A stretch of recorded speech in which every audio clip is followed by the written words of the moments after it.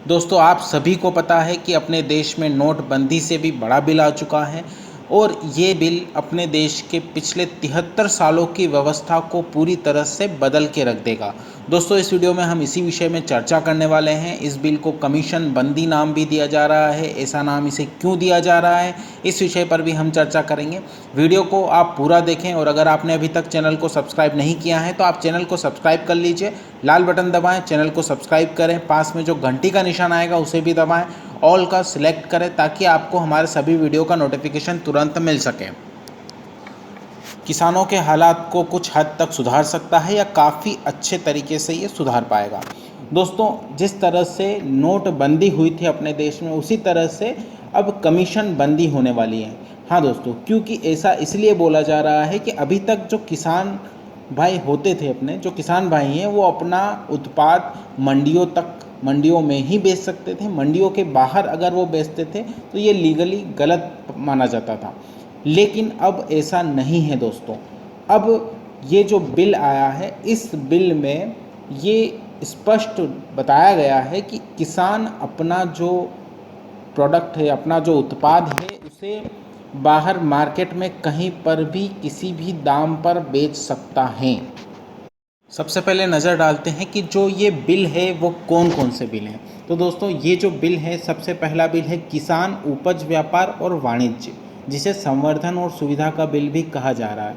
इस बिल में ये प्रावधान है कि किसान अपनी उपज को चाहे जहां बेच सकता है, जिस चाहे दाम पर वो बेच सकता है। उसके लिए सरकारी मंडियों में ही अपनी उपज बेचने की जो शर्त है वो हटा दी गई है। इसी प्रकार व्यापारी भी किसी भी किसान और किसी भी राज्य से उपज खरीद कर बेच सकेंगे। ये बिल राज्य सरकारों को मंडियों के बाहर की गई कृषि उपज की बिक्री और खरीद पर कोई कर लगाने से रोक लगाता है और किसानों को इस बात की आज़ादी देता है कि वो अपनी उपज लाभकारी मूल्य पर बेचे। सरकार का तर्क है कि इस बिल से किसानों की आर्थिक स्थिति मजबूत होगी। तो दोस्तों ये है पहला बिल। दूसरा बिल है मूल्य आश्वासन तथा कृषि सेवाओं पर किसान समझौता, जिसे सशक्तिकरण या संरक्षण का बिल भी कहा जा रहा है। इस बिल में प्रावधान किया गया है कि किसान पहले से तय मूल्य पर कृषि उपज की सप्लाई के लिए लिखित समझौता कर सकते हैं। केंद्र सरकार इसके लिए एक आदर्श कृषि समझौते का दिशा निर्देश भी जारी करेगी ताकि किसानों को मदद मिल सके और आर्थिक लाभ कमाने में जो बिचौलिए की भूमिका थी वो खत्म हो सके। तीसरा बिल है दोस्तों आवश्यक वस्तु या संशोधन बिल। इसमें क्या होता है दोस्तों कि करीब 65 सालों से पुराने वस्तु अधिनियम कानून में जो संशोधन है वो किया गया है इस बिल में अनाज, दलहन, आलू, प्याज समेत कुछ खाद्य पदार्थों जैसे तेल आदि को आवश्यक वस्तु की लिस्ट से बाहर करने का प्रावधान है। सरकार का तर्क है कि इससे प्राइवेट इन्वेस्टर्स को भी आसानी होगी व्यापार करने में और सरकारी हस्तक्षेप से मुक्ति मिलेगी। सरकार का ये भी दावा है कि इससे कृषि क्षेत्र में विदेशी निवेश को भी बढ़ावा मिलेगा। तो दोस्तों ये जो बिल था, ये आपको बताया गया है कि ये 3 अध्यादेश थे जो बिल पारित हो चुके हैं और इन बिलों में बस यही बताया गया है कि इससे किसानों को पूरी तरह से आज़ादी दे दी गई है। लेकिन ऐसा बिल्कुल भी नहीं है कि एमएसपी पूरी तरह से ख़त्म होगा और ना ही ऐसा इसमें बताया गया है कि आप अपना माल कृषि उपज मंडियों में नहीं बेच सकते हैं।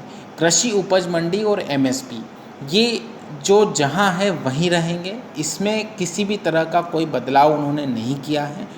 केवल ये बताया गया है कि किसान अपना प्रोडक्ट, अपना जो उत्पाद है वो कहीं पर भी देश में किसी भी राज्य में बेच सकता है, पहले जो नहीं होता था।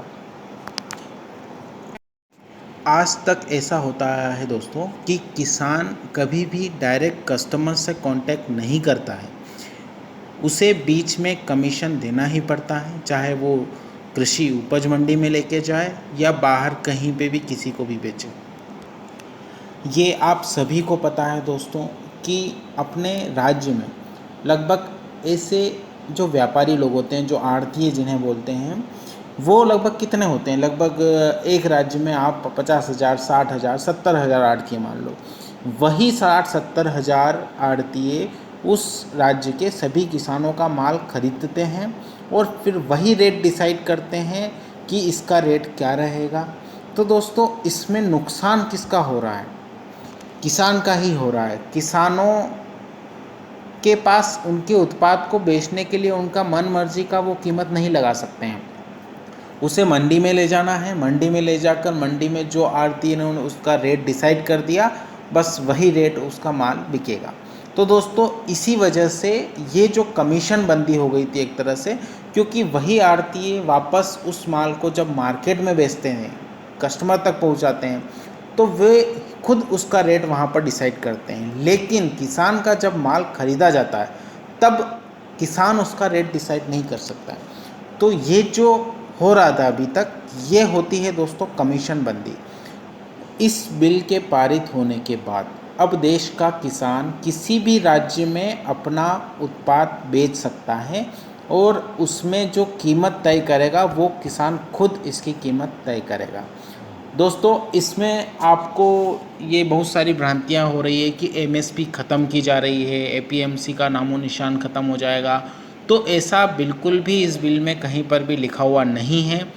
और इसमें सरकार ने जो नेगेटिव पॉइंट इसे यही माना जा रहा है इस बिल का, हमारे किसान भाई आंदोलन कर रहे हैं या किसान नेता कर रहे हैं, तो इसमें बस वो यही मांग रहे हैं कि इसमें एमएसपी आप बता दीजिए, एमएसपी आप इसमें पूरी तरह से प्रावधान इसमें लाइए कि एमएसपी के नीचे माल नहीं बेचा जाएगा या ख़रीदा जाएगा।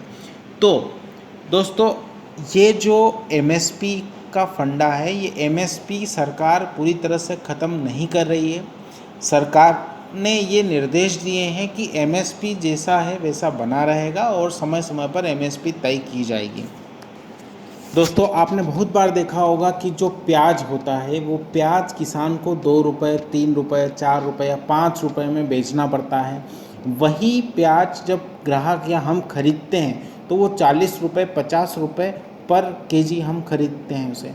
तो आपने देखा होगा कि ये पैसा किसान के पास नहीं जा रहा है, लेकिन अपनी जेब से तो जा रहा है। और जब किसान के पास नहीं जा रहा है, अपनी जेब से जा रहा है, तो ये बीच में पैसा कहाँ जा रहा है? तो ये पैसा जा रहा है उन कमीशन एजेंटों के पास में।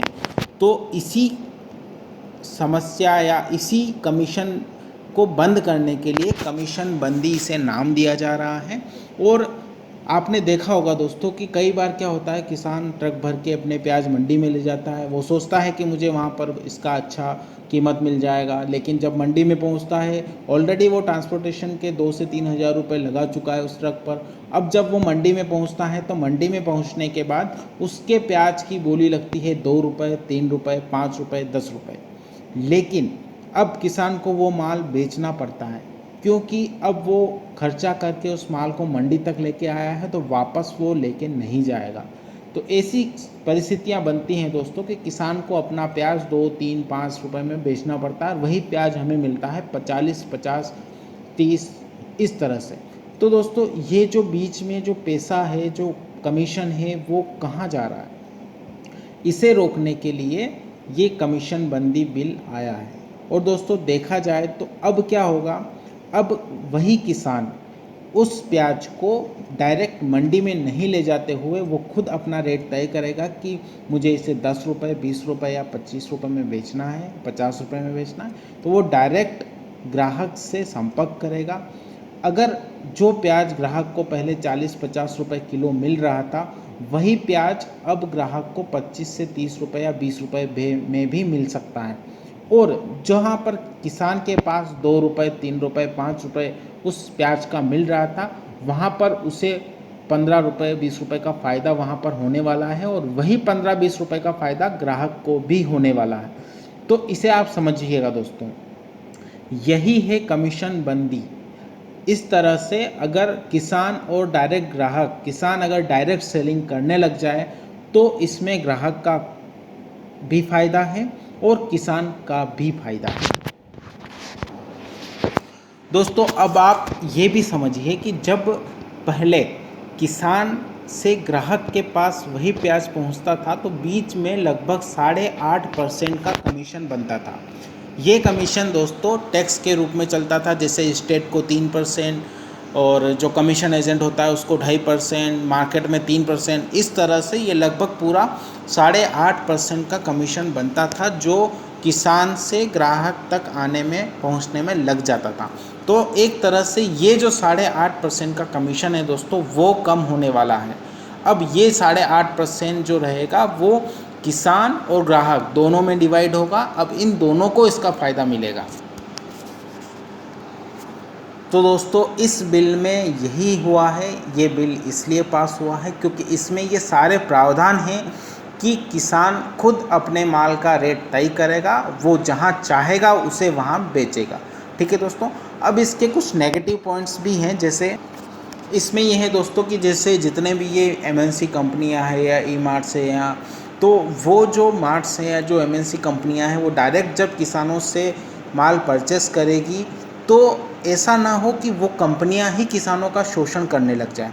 तो इसके लिए भी ऑर्डिनेंस में ये बताया गया है कि सरकार एक एमएसपी तय करेगी जिससे नीचे कंपनियां उनसे माल नहीं खरीद सकती है। अगर वो ज़्यादा पैसा देके खरीदना चाहती है तो खरीद सकती है।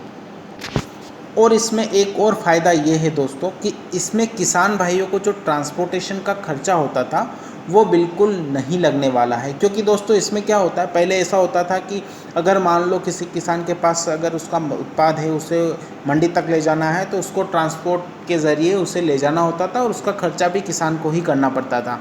लेकिन अब ऐसा नहीं है। अब जो कंपनीज़ हैं वो डायरेक्ट किसान के खेत तक आएगी, अपना माल वहाँ पर वो डायरेक्ट बेचेगा और जितना भी ट्रांसपोर्टेशन का चार्ज है वो कंपनियाँ खुद वहन करेगी। इसके लिए किसान के ऊपर कोई अतिरिक्त भार नहीं आने वाला है। तो निष्कर्ष ये है दोस्तों कि ये जो ऑर्डिनेंस आया है इस ऑर्डिनेंस में किसानों को भी प्रॉफिट होने वाला है और ग्राहकों को भी प्रॉफिट होने वाला है। जी हाँ दोस्तों, देखिए किसानों को इसमें क्या होगा, अगर एमएसपी सरकार लागू करती है तो एमएसपी से नीचे उनका माल नहीं बिकेगा और किसान उस माल को ज़्यादा रेट पर बेच सकते हैं। साथ ही साथ केवल मंडियों में ही नहीं, वो अपना माल बाहर भी बेच सकते हैं। अपने राज्य में, अपने देश में कहीं पर भी वो माल को बेच सकते हैं जहाँ पर उसको उचित मूल्य उसका मिल रहा है। दूसरी चीज़ हो गई, ग्राहकों को इसमें ये फ़ायदा होने वाला है कि जो बीच में कमीशन बंदी थी, जो कमीशन का पैसा बीच में खाया जा रहा था और जो कमीशन का पैसा बीच में लग रहा था वो अब नहीं लगने वाला है। इसमें डायरेक्ट किसानों से ग्राहक को माल मिल सकता है। तो दोस्तों ये जो ऑर्डिनेंस है ये इसे समझने की आवश्यकता है। अधिक से अधिक आप इसे समझने की कोशिश करें, अधिक से अधिक आप इस वीडियो को शेयर करें, अपने किसान भाइयों तक पहुंचाएं ताकि उनको इस बिल के बारे में जानकारी मिल पाए। और दोस्तों इस बिल में ऐसा कहीं पर भी स्पष्ट नहीं किया गया है कि एमएसपी को पूरी तरह से बंद किया जाएगा और मंडियों को पूरी तरह से बंद किया जाएगा, ऐसा कहीं पर भी प्रावधान नहीं है। ठीक है दोस्तों, तो इस वीडियो को आप अधिक से अधिक शेयर करें, समझने की कोशिश करें, अधिक से अधिक अपने किसान भाइयों तक पहुंचाएं कि ये जो ऑर्डिनेंस है ये किसान हितैषी ऑर्डिनेंस पास किया गया है। आप इसे पूरी तरह से समझने की कोशिश करें। ठीक है दोस्तों, तो आज की वीडियो में इतना ही। अगले वीडियो में फिर मिलेंगे। जय जवान, जय किसान, जय हिंद।